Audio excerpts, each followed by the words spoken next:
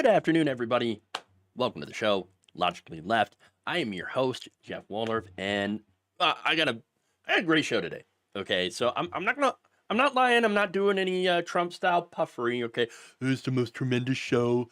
It's gonna be the best, the greatest thing. No, but it is gonna be a pretty good show. Uh, Speaking of Donald Trump, we've got some Trumpgrets, maybe.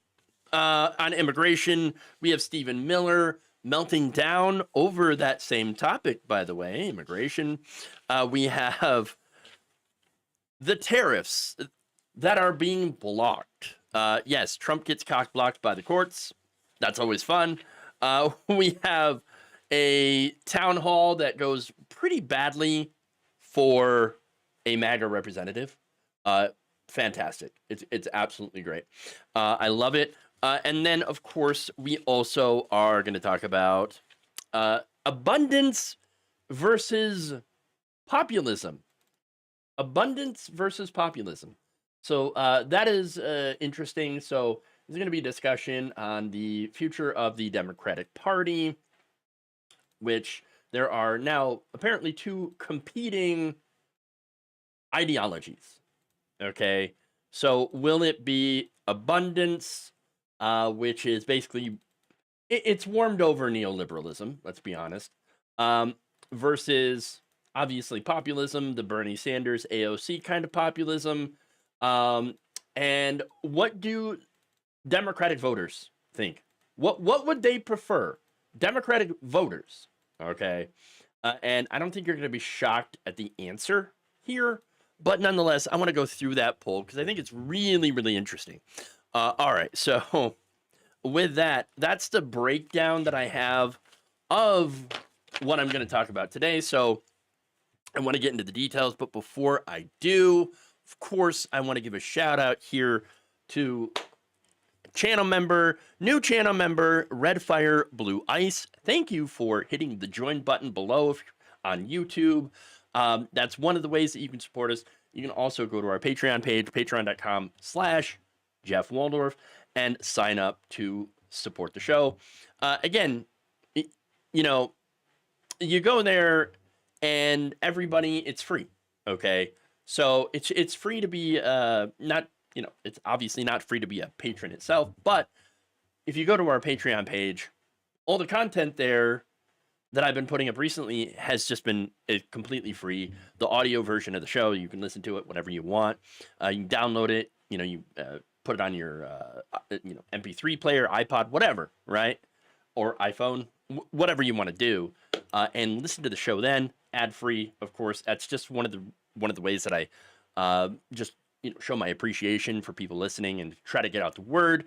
And if you want to sign up and, give a couple of bucks every month towards helping me, survive, essentially, because, I ain't getting rich off this, okay? So, you want to help out and help make sure the show continues into the future. That is one way to do it. So, and there are multiple different ways to do it. With that said, I do want to dive into the segments here. So, let's do it. Let's start out with some Trumpgrets, which are always fun.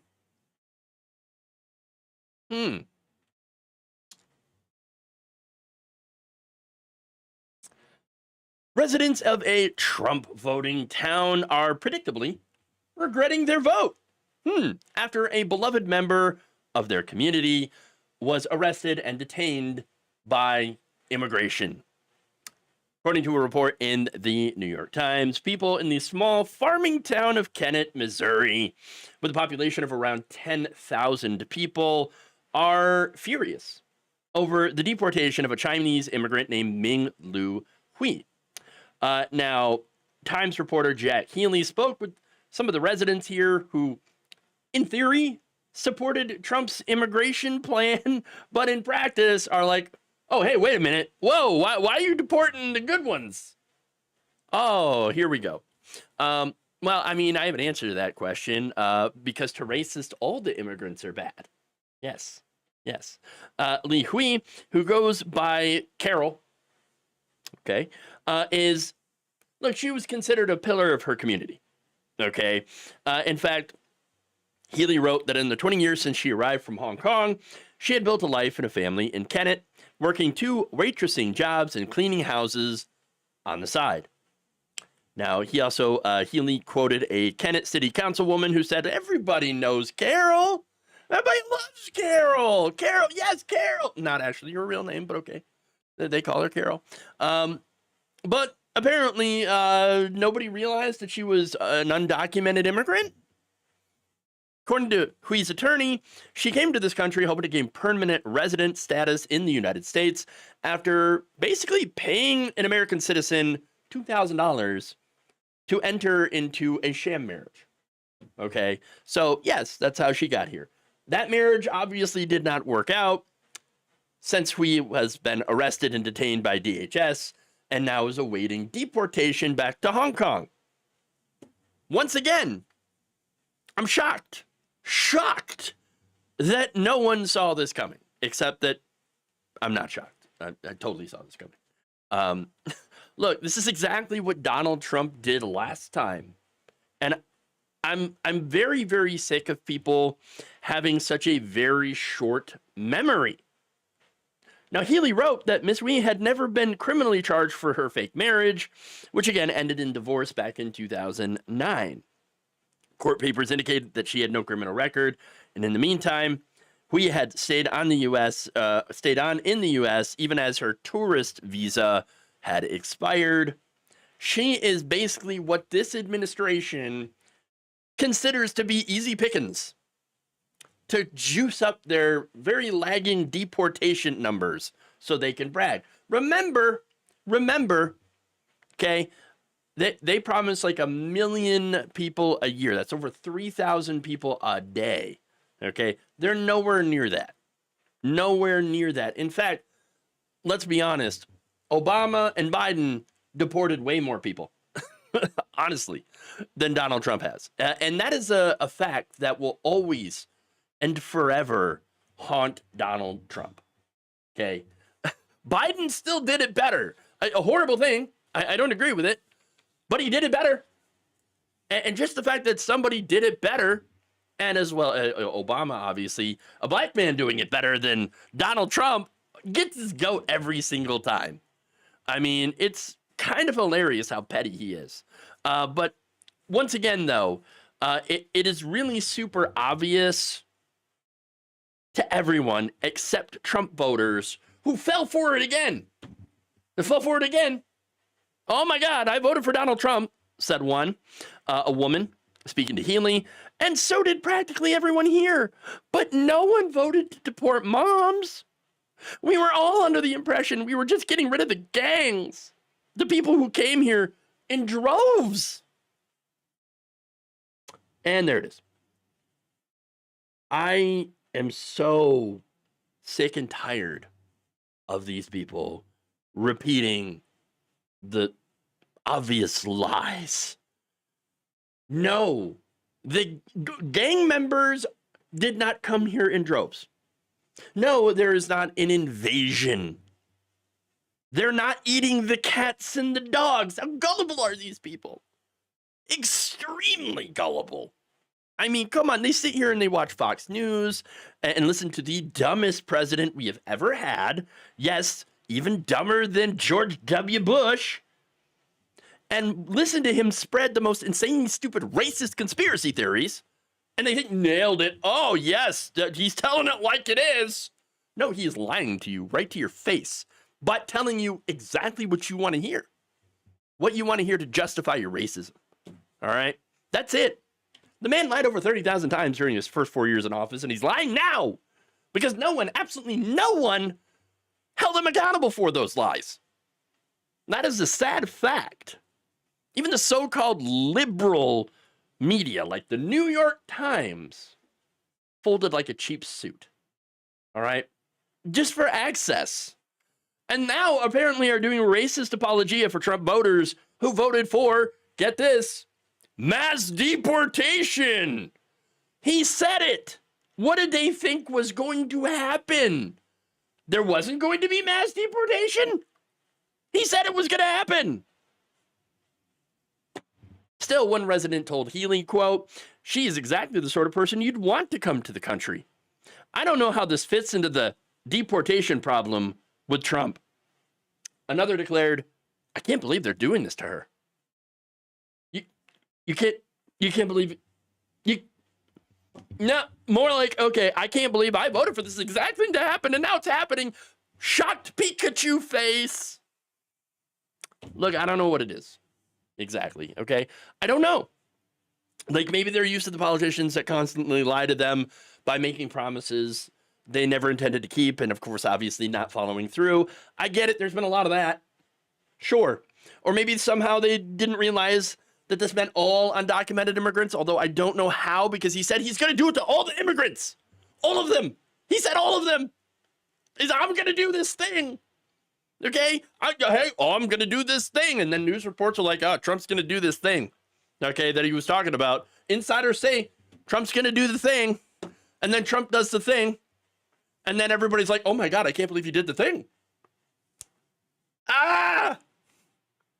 Insanity. Make it stop. Please make it stop. Look, I don't know what's going on. I cannot put myself into these people's heads. And I'm trying here. I'm trying. It's not working. Okay? I'm at the point, and I'm sure you all are too, where you realize that they didn't learn the last time. They ain't gonna learn this time.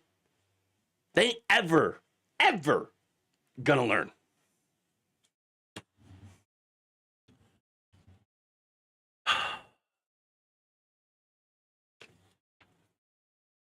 Yeah. Okay. There's a lot of people that supported him getting rounded up too. Big shocker there. But you are right. Never thought the leopards would eat my face.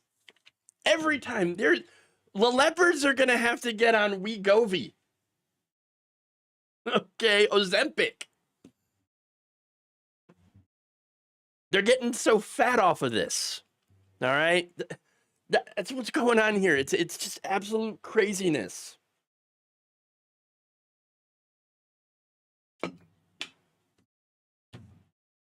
All right. Oh, well, let's go to another deportation related story. My goodness.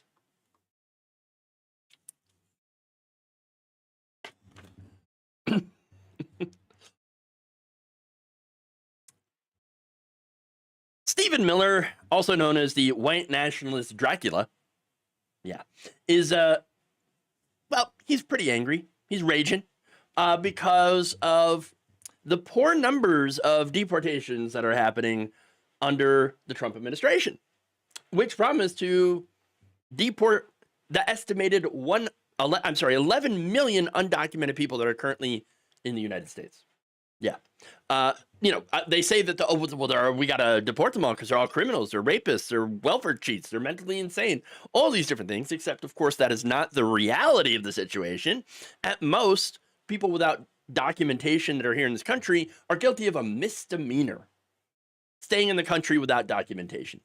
In fact, according to a 2020 study, they have substantially lower crime rates than native-born American citizens. They commit fewer crimes on average than even fully legalized immigrants, naturalized citizens, okay?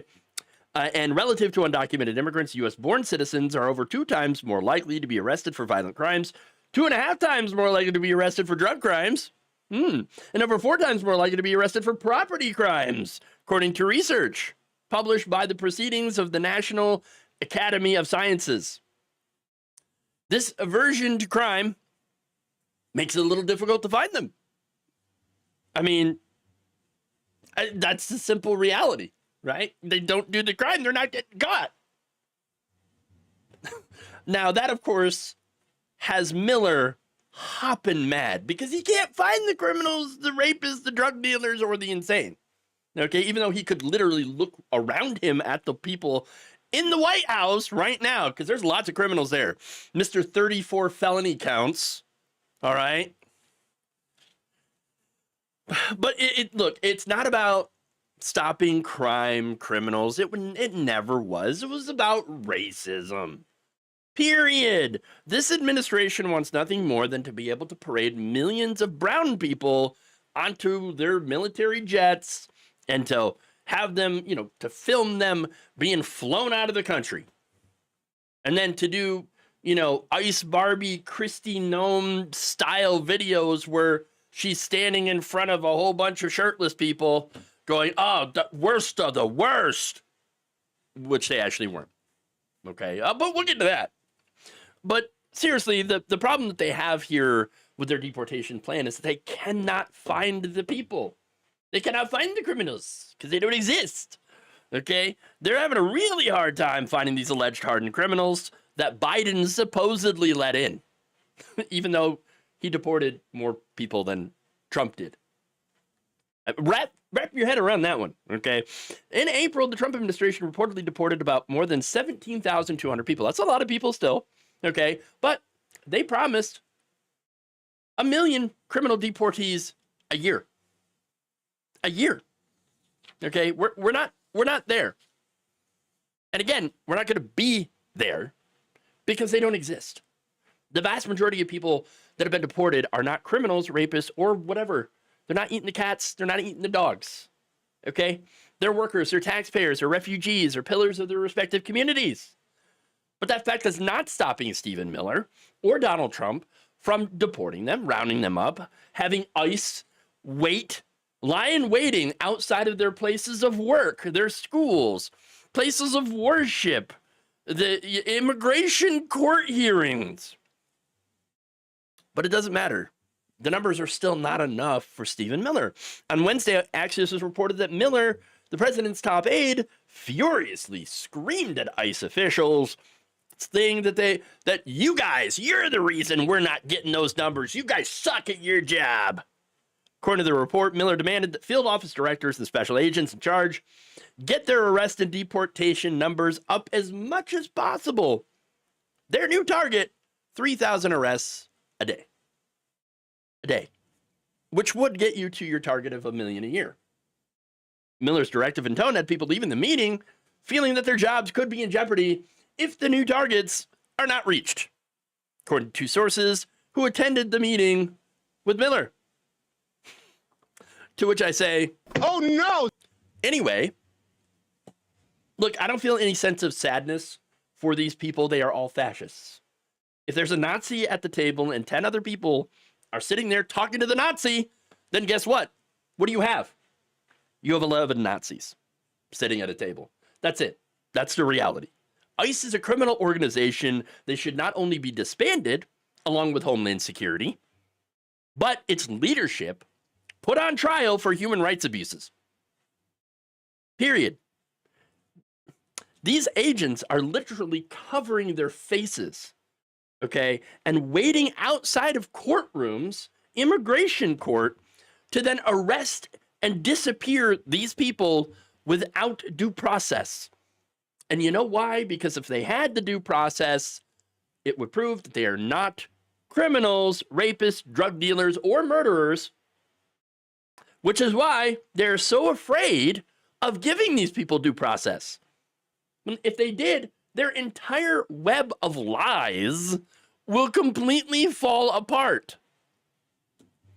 And that's why they're going against court orders and sending plane loads of people out to what is essentially an El Salvadoran concentration camp. Yeah. In fact, an investigation by CBS News found that 3/4 of the 238 Venezuelans sent to CCOT, who were supposed to be the worst of the worst, actually have no criminal record. Not just in the United States, but anywhere in the world. Because remember, one of the lies that Trump told was that, oh, these other countries, they are emptying out their own prisons and sending people to the United States. Which, of course, is not true. Okay? In most cases, they're mothers, fathers, grandmothers, grandfathers, sons, daughters that are being slandered by our government as murderers and rapists. That's it. Slander. And yet, even as this administration continues to do all of what they're doing, And while the administration tries to throw an additional $150 billion as part of that big, beautiful bullshit bill, okay, towards immigration enforcement, they're still never going to be able to catch all of them. But don't worry, though. Oh, no, don't worry. Because when they inevitably fail, they'll still have someone to blame.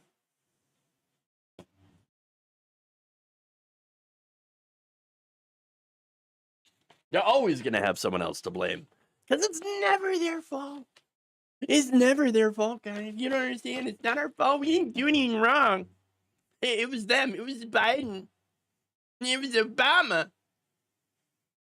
Every single time. Obama. The worst people we are governed by. The worst.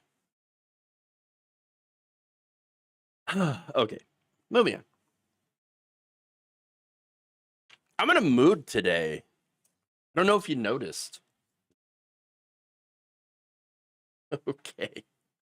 All right.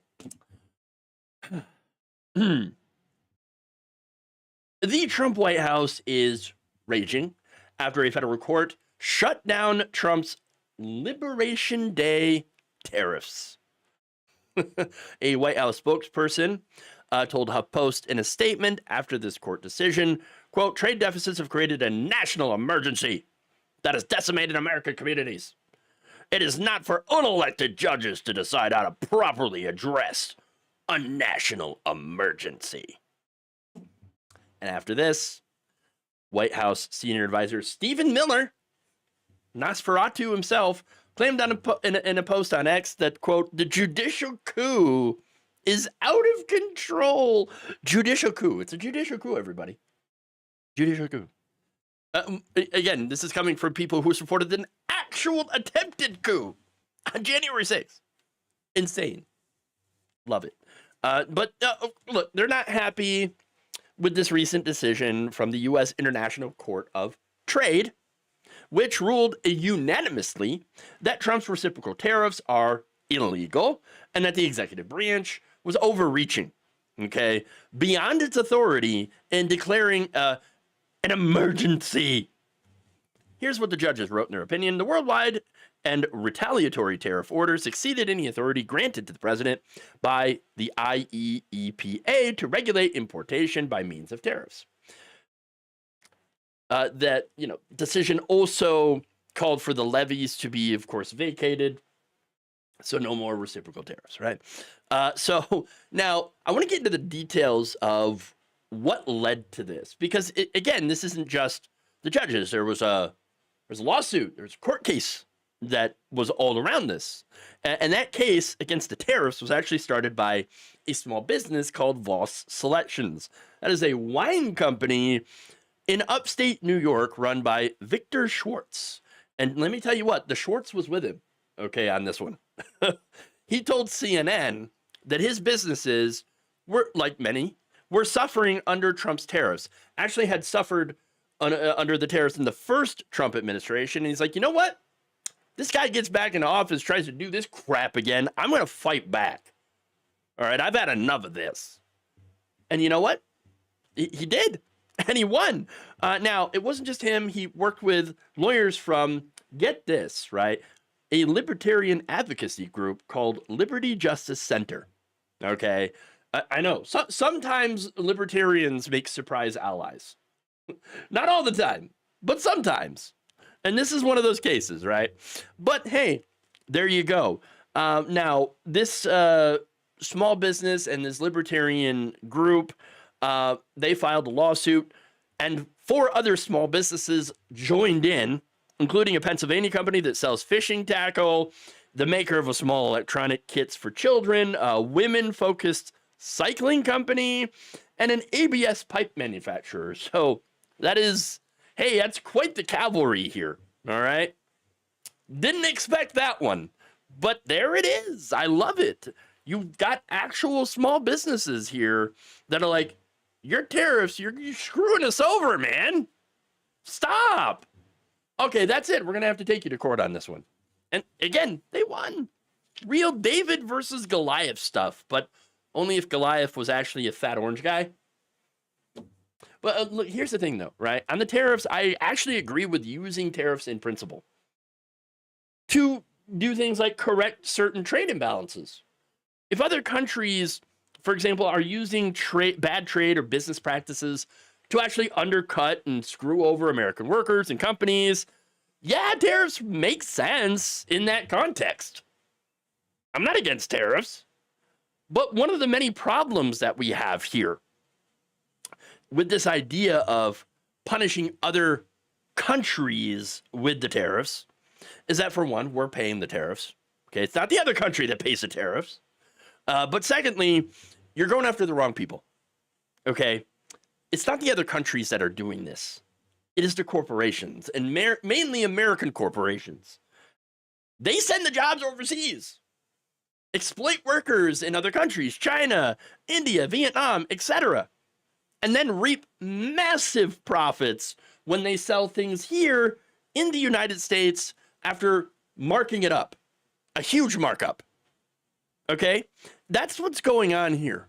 Okay, now, look, better trade deals can help with that. Obviously, yes, fair trade deals. But again, it's not the other countries that are generally dictating our trade agreements. It's the corporations through lobbyists that write these trade deals, which allow for corporations to be able to outsource with impunity and reap massive profits. Now, I think one of the ways, and there's, I think, a lot of different avenues that you could take here, but I think one way that I would like to see is to solve this issue is raise the living standard of the world. I know that's not an easy thing to do, but it sure would solve that problem of exploitation, wouldn't it? Okay, so yes, that would be great. Yes, raise the standard of living in the rest of the world, and you won't have that exploitation. You won't have these corporations that will go to another country because of a lower standard of living because they pay workers less if everybody is actually making the equivalent amount of money. Would be nice to see. But again, that's really hard to do. That said, in the meantime, you could actually try to make more fair trade deals that are not exploitative, which protects both foreign and American workers. Again, because both get exploited by these giant corporations. Okay, and generally capitalism at large. Let's be honest, the major problem here is capitalism. That said, putting random tariffs on uninhabited islands doesn't fix anything. Okay, it doesn't.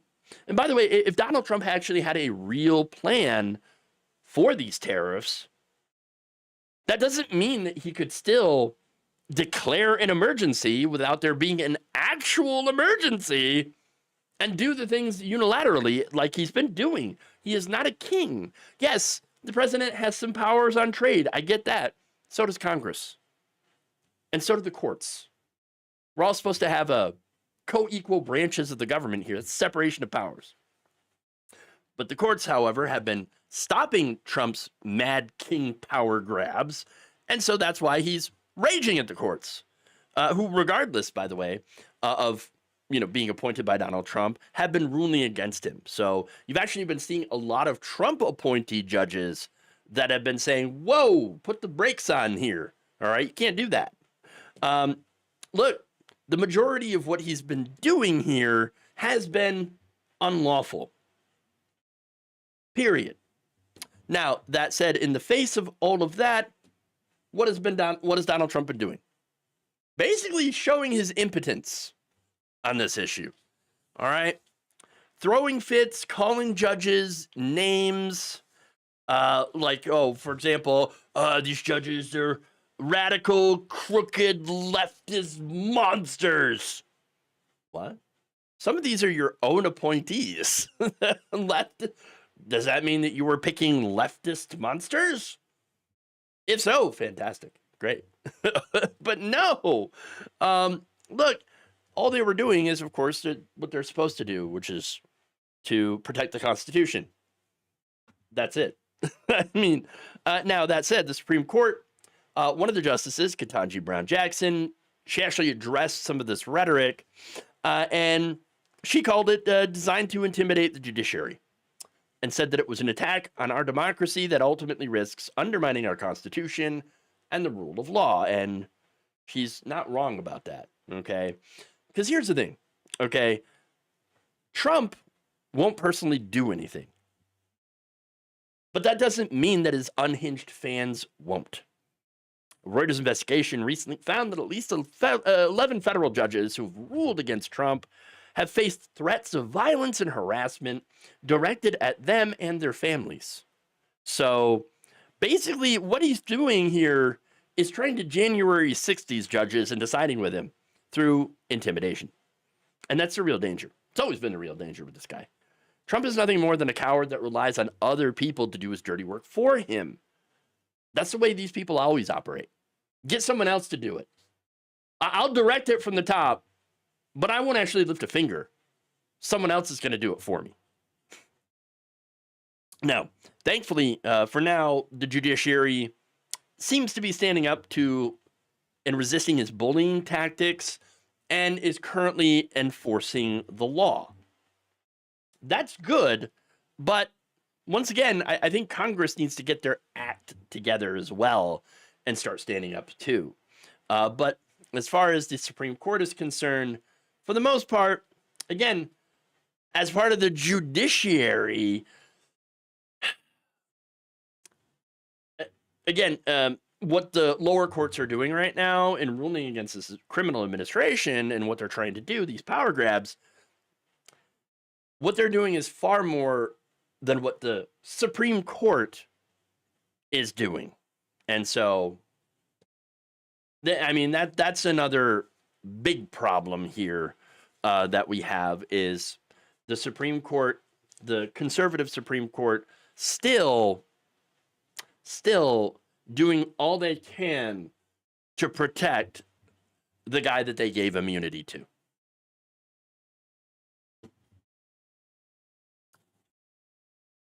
Okay.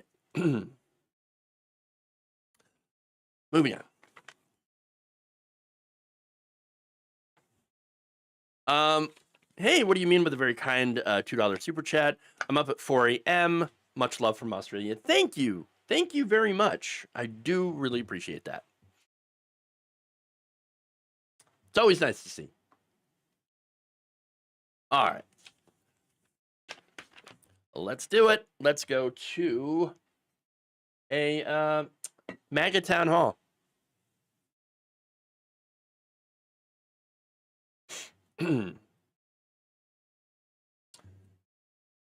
MAGA Representative Ashley Hinson of Iowa recently got an earful during a town hall with her constituents. Just moments into her event on Wednesday, she was met with some booing and heckling. We were seeing an open border, high inflation. We were seeing hardworking men and women in Iowa and our country feel like their voices were not heard. Families in Iowa have told me for the last 4 years that we want to make sure we have safe streets, we have affordable groceries and gas, and that kids have opportunity to be able to live out the American dream. And that is what President Trump is delivering for us. And the president is, I believe, fighting for you and fighting for me. I'm fighting alongside of him. And I think God saved President Trump's life in Butler. I think he saved his life in Butler, Pennsylvania, for a reason. Look, I'm not going to get into why a lot of people believe that Butler was staged, okay? But let me just say that whatever it is, I don't think God was involved in it, okay? That said, not a great response from the crowd, especially on the issue of affordable groceries and gas, which are, you know, go to any store, any gas station, you can see they're still expensive, okay? Yeah, I know, even when Trump comes out and says, oh, it's $1.99 for gas. Where? In your dreams? I mean, this man has never gotten his own gas in his entire life, much less bought his own groceries, okay? Yeah, what an interesting word for things. They come in a bag. Oh, my God. Okay, but anyway, all the things are still expensive. Eggs still expensive. Everything's still expensive. Okay, and by the crime's still an issue. Okay, in fact, it's actually seems like it's going to be more of an issue since Donald Trump keeps letting out the criminals with his pardons. All the J6ers, the scam artists, the reality show people that he's letting out. It's weird. You're just letting all the criminals out of the prisons. Huh, weird. But once again, this crowd in Iowa, they're not exactly enthused. They're not exactly impressed. In fact, it gets better because one voter, Steve, he decided to take to the mic and he brought up a very, very important issue: corruption. One of the things I'm really concerned about is the corruption in Washington, and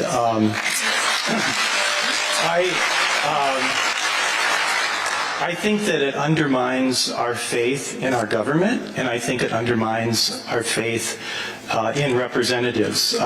In particular, I'm thinking about the $400 million jet that was given to Mr. Trump. I'm thinking about the meme coins and the dinner at the White House. I'm thinking about the Liberty Fund and the Ponzi scheme and the billions of dollars that are coming into there. So there's lots of reasons why somebody like you might be silent.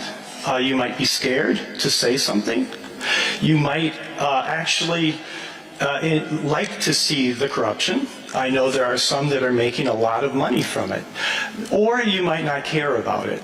Could you help me understand why you are silent about this corruption? First of all, Steve, thank you. Damn, Steve. That guy was not there to mess around. Okay, he was not playing around with those questions. Okay, with that commentary on corruption, which is something that is universally despised by both sides, right? And of course, with this administration, there's been a ton of it. That's it. It's been a ton of it. Look, there's the cash for pardons. Okay, I talked about that. There's some meme coins that Steve mentioned. There's the fact that Donald Trump's still benefiting from his businesses as president. I mean, they literally made Jimmy Carter sell his peanut farm, while Donald Trump can sit there and charge people $1 million a plate to come see him at Mar-a-Lago. How is that not considered bribery? Because it is. It's corruption. And yet people like Hinson are absolutely silent. I've never even heard of this person before. Okay? This representative. What has she done in Congress? She done anything? No, nothing. Of course not. Look, her defense, by the way, to Steve's question is, well, of course I care about corruption. I'm on the House Ethics Committee. And what? I got news for you. You don't actually have to be ethical to be on the Ethics Committee. You just have to suck up to the people who appoint you to the Ethics Committee. I mean, that doesn't mean anything. Oh yeah, I'm so ethical. I've got put on the Ethics Committee. No, that doesn't mean a goddamn thing. Okay. And her other defense, by the way, is, what do you mean I'm covering corruption? I'm here answering your questions and completely defending Donald Trump. I mean, the thing about that is, like, oh, I'm actually here at this town hall. I am answering your questions, which is just literally part of your job. Yes, meeting with your constituents is kind of the bare minimum here, since you are supposed to be working for them, even though you're not. Okay, a lot of our politicians don't work for the constituents. They work for their donors. Okay, and in this case, they work for their party leaders, Donald Trump.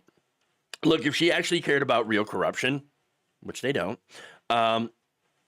she would be speaking out against the obvious corruption that is going on here. I mean, the administration is littered with it. Okay? And she should be calling it out. Not just when the other side does it, by the way. Because, yes, both sides do engage in corruption. Right now, our entire system is based on legal corruption. Okay? Taking corporate money in the form of campaign contributions. I mean, what happens when you take that money? You become subservient to those donors. The owner donors, as Nina Turner would call them. Okay? She's absolutely right about that. So, look, that said, is Hinson ever going to call Donald Trump out? No. No, of course not. No, I can pretty much guarantee that her and most of the Republican Party, the vast majority of it, are going to continue to ignore Donald Trump's rampant, open corruption because they actually don't care about that. Because, yes, they do benefit from it. She might not be getting kickbacks, as she claimed in another part of that video. But you know what? As long as she keeps her mouth shut on Donald Trump and actively goes out and supports him, then he'll either shut up about her, not attack her on social media, and she'll continue to get corporate money to help her re-election campaign. Okay, and will continue to fly under most people's radar and cruise to comfortable re-election, to which she can continue to get corporate money. And then after she leaves office, we'll probably get a cushy job somewhere. That's the ultimate goal here for a lot of these politicians. It's just self-enrichment. And so, of course, she's going to absolutely ignore the real corruption that is going on, the real and obvious blatant corruption, not just from Donald Trump, but from the system itself, because her career, like many others, is built on that corruption.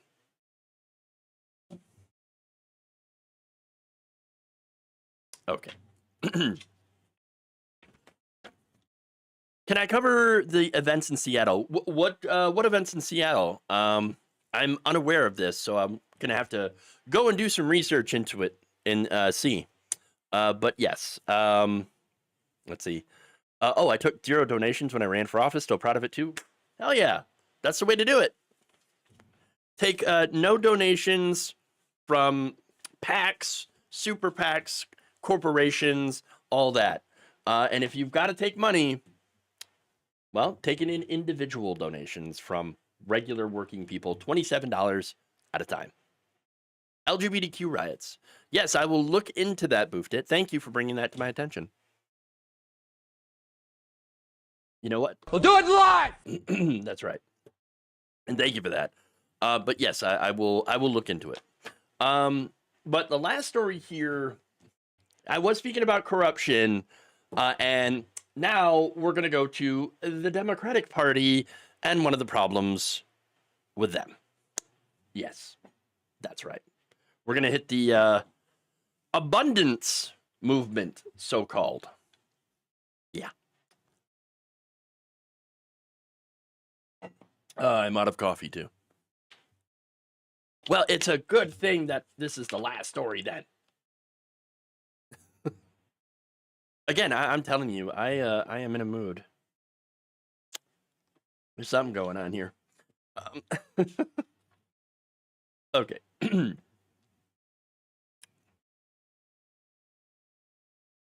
The Democratic Party continues to struggle with its messaging and pretty much its entire existence in the wake of Donald Trump's re-election.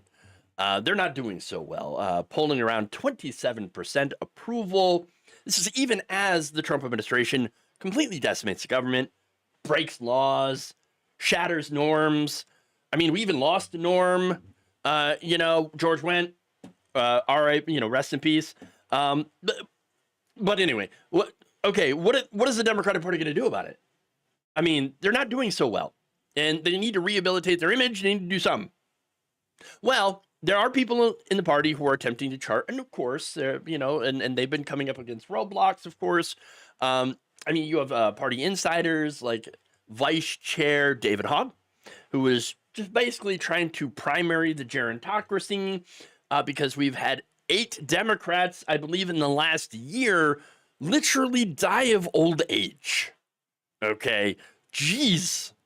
But then, you've got them, and then you have some in the party, or many in the party establishment, that are looking to basically rehash and repackage the same ideas that got us to this point in the first place. What am I referring to? The abundance agenda, okay, which has come up in direct opposition to populism. Now, what is abundance? Well, this whole idea, again, it's not a new idea. It's just a new name, which was coined by liberal writer Ezra Klein and Derek Thompson. Their whole idea is that we need to get rid of some bottlenecks, okay? Regulatory bottlenecks, zoning laws are too restrictive, environmental protections too restrictive, tenant protections. You see where this is going, right? It's warmed over neoliberalism. Okay, that's it with a new name. Now they say, of course, oh no, this is going to help create new and cheaper housing. It's just going to address the housing crisis. It's going to lower energy prices because fracking, that'll help out. It'll foster also more corporate innovation because we're all really worried about innovation, Look, let me be clear, okay? Some of their ideas are not terrible. Sure, we can build more housing. I mean, those are good construction jobs. Okay. And look, to be fair, there's a lot of zoning laws that are a bit restrictive and ridiculous that do prevent affordable housing from being built. Yes, there's NIMBYism, okay? And so I'm not against some of those ideas, or at least tackling some of those ideas. Progressives, aren't against those ideas either. Leftists aren't against some of those ideas, okay? But that said, abundance is not going to solve the real problems. What are those real problems? Corruption and corporate greed, and corporate control of the government. Okay? Now, here's the thing, though. Abundance is not designed to solve those problems, because the abundance movement is specifically backed by those special interest groups and major corporations that have caused the problems in the first place. According to a report in the American Prospect last year, the Abundance Coalition included many prominent centrist organizations. Oh, here we go. But also corporate interests and conservatives that MAGA pushed out of power within the Republican Party. Many components of this faction have financial ties to crypto, AI, big tech, and big oil. Shocker. No surprise that this faction is being picked up and promoted by many neoliberals. Matt Iglesias, okay, Ezra Klein, et cetera, et cetera. Now, they are, of course, standing in opposition to people like Bernie Sanders, Alexandria Ocasio-Cortez, Tim Walz, many others, okay? And look, Sanders and AOC, they've been traveling around the country doing their Against Oligarchy tour, okay? And they're drawing huge crowds, okay? And that's great. Now, this is while Alyssa Slotkin, senator of Michigan, is going around talking about, we need to stop talking about oligarchy. Stop that. James Carville and Rahm Emanuel, okay, they're out there talking about how the Democrats, the real problem is that the Democrats are too woke. No. And Slotkin was also saying that the Democrats are too weak and woke. Okay, so they're all kind of on the same page on that one. Okay. And then, of course, you have others in the party that are like, you know what our real problem is? We need a lefty Joe Rogan. Or more like a liberal Joe Rogan. Okay. Because, look, they apparently forgot that Rogan had once backed Bernie Sanders. Which is, whoopsie. Yeah. And you know why? Populism. You see, it turns out that when you ask voters what they prefer, while giving them the definition of abundance versus populism, what are they going to choose? Populism. Yes, populism. In an Axios poll, they described arguments for both abundance and populism, and then asked respondents to choose which they preferred. Now, the abundance argument, of course, is that the big problem is bottlenecks that make it harder to produce housing, expand energy production, or build new roads and bridges. The populist argument, of course, is that the big problem is that big corporations have way too much power over our economy and our government. What's the result? 55.6% of all voters actually preferred the populist argument, saying that, yes, we agree that big corporations are kind of the problem. Okay, they are the problem, compared to 43.5% who said that they were be more likely to vote for a candidate who offered abundance. Now, you're not going to be shocked to find out, by the way, that most of the people who wanted abundance were right-wing. In the poll, 72.5% of Democrats reacted positively to the populist argument, compared to just 39.6% of Republicans. For independents, it was still a majority, 55.4%. Now, when given a direct choice, of course, 59% of Democrats preferred the populist argument, compared to just 16.8% liking the abundance one. It is very, very clear from these results that the Democratic voters, not the party establishment, Democratic voters want populism, want someone who is taking on big corporations and lobbying. Okay? Because corporations have way too much power and influence on our government. And of course, circling it all back to who is actually propping up abundance, it would be the same corporations. That's it. Liberal wonks like Klein, Iglesias, and their corporate buddies, along with many Republicans, they're the ones that want abundance. And so I think that it's pretty clear that if the Democrats end up going with abundance, which unfortunately I think that they're very likely to do because the Democratic establishment is very pro-corporate, it means that they're going to continue to try to court Republican voters who are more in favor of abundance. Now, what is the lesson that Democrats should have learned during this last election, as well as 2016, hell, even 2020? That if you try to court Republicans, you're going to lose. I know it's something about, hey, maybe we should focus on the base, you know, and actually appeal to Democrats, Democratic voters, liberal voters who are actually, again, not pro-abundance, but pro-populism. Then if we do, we'll actually win. The reason that they're not, though, I think it's pretty obvious by now. They're repping the corporations because that's who pays them, okay? That's where all the money is. The big corporations, the think tanks, the special interests, they've got all the money, okay? And they are paying people in the Democratic establishment to continue to try to tack to the right, to do more neoliberalism under a different name, so they can get paid. And so these corporations can continue to get more and more money and have less regulations. Again, I'm not saying all regulations are fantastic. You got to have things that make sense, obviously. And so, yes, you can do something with the zoning, okay? And you can build more homes, but you also have to have it where these big companies can't just go and scoop up all the single-family homes on an entire block and rent them out at more exorbitant prices, because that's what they're doing right now.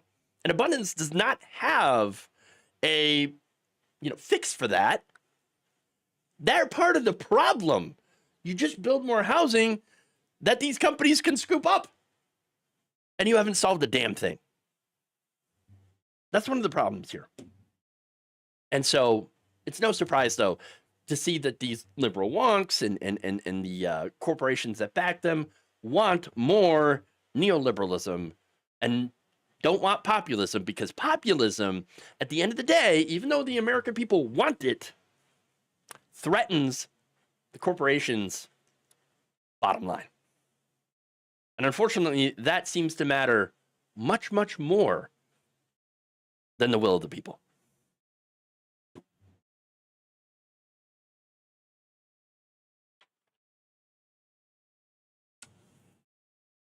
All right. Abundance in a sea of greed is irrelevant. Any organization run by a special interest group is suspect, to say the least. Yeah. Aaron Pimentel says there's some truth in streamlining regulations to build housing in large projects. I agree. Yes. Totally. That's why I'm saying that there are some things that do, yes, that we do agree with, and some things that do make a little bit of sense, right? But this abundance stuff, it's just more of the same. And that is a big problem. But yes, truth in streamlining regulation to build housing and large projects, but what they're advocating for in abundance is dumb. Agreed. It's like, we've done this before. We've done all of this before, and it just don't work. I mean, the Democratic Party was once the Republican Party. I mean, look, what we have right now is a conservative party in this country, in the Democrats. Yes, they are conservative. When you look at us worldwide, and you have a fascist party, the Republicans, and that's where we're at. We don't have a lefty party, because what you have is corporate control of both. And that is one of the big problems here. And what a lot of you, readily point out, like, yes, with the duopoly and all that stuff. And so, there's got to be a way to defeat it. There has to be. We just have to get to that point.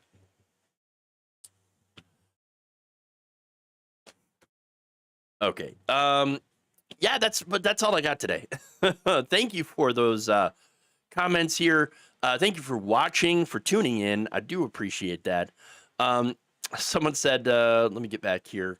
Good call, going live right after Majority Report, says Roller Dragon. Roller Dragon, hey, how you doing? Welcome. Nice to see y'all here. Nice to see people here. I know I was gone from live streaming for a very, very long time. And what about the Bernie Sanders party? I don't know if that's a serious question, because you did have LOL after that one, but I don't think we should base a party on one person. I like Bernie Sanders. I really, really do. But I actually do think it's a good thing that he is going to retire soon and pass the torch. And you know what? He's one of the few people who actually do want to pass the torch. Okay? And I respect that. And, it's a nice cap on what has been a very, very long career of him fighting for the right things. I haven't always agreed on everything that he has said or done, but generally I do consider him one of the good guys. And if more people were taking the positions that Bernie Sanders has taken and continues to fight for, honestly and earnestly, we would be in such a better place. And so, again, I absolutely love and respect Bernie Sanders, but the man is getting up there and deserves to retire and spend time with his family in dignity. And, and the next generation really does, I think, need to go and take the mantle, because that's what he was always trying to set things up to do. To have the people, not me, us, okay, that was the message. To have the people come in and take that mantle and take up the fight. What games am I currently playing? Is actually the last question that I want to take here. But like, what game am I playing? I'm actually doing a replay of Skyrim. So I just got done with the Oblivion remaster. And now I'm like, you know what I'm going to do? I am going to play Skyrim again. And I love it because right now it feels like it's my comfort game. Because, you know, I'm ADHD, so I have like comfort games where I just play it because it feels comfortable and I want to do it. And so that's what I'm doing. I am replaying Skyrim again because it is a good game. And that Oblivion remaster was pretty good too. So yeah, hopefully that answers your question. Gen X isn't in a good spot. True, passing the torch to AOC, absolutely. Because I still think that, again, don't agree with everything that she's done or said. She could be stronger on some other issues, et cetera, et cetera.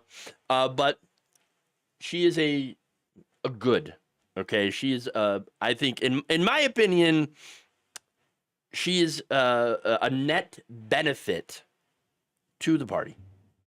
So, a net benefit to Congress, and I like her. But that doesn't mean that she is, you know, not going to be criticized if I think that she does something that I disagree with.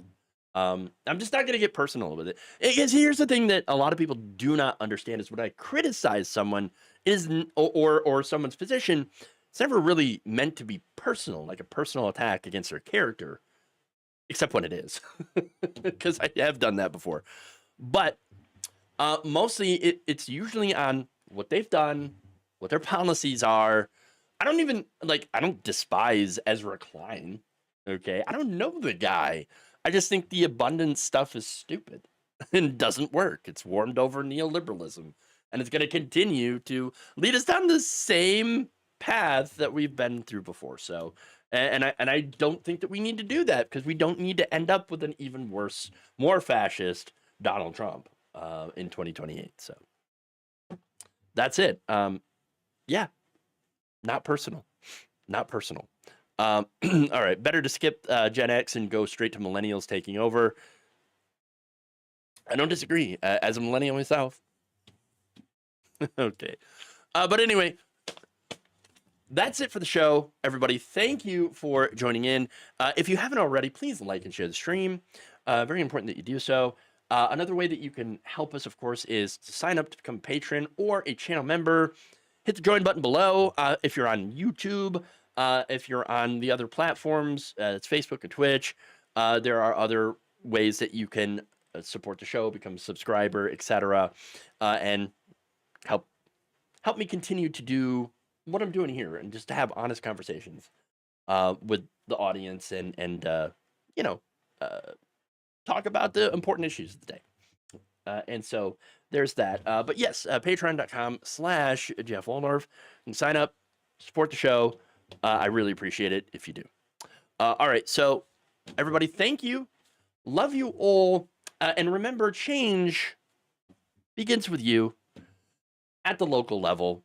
It always does. The community, family, etc. Everything begins with just the average person standing up for what's right. So, anyway, thank you all, and I will see you tomorrow. I'm going to go get some editing done and play some freaking Skyrim. Have a great day.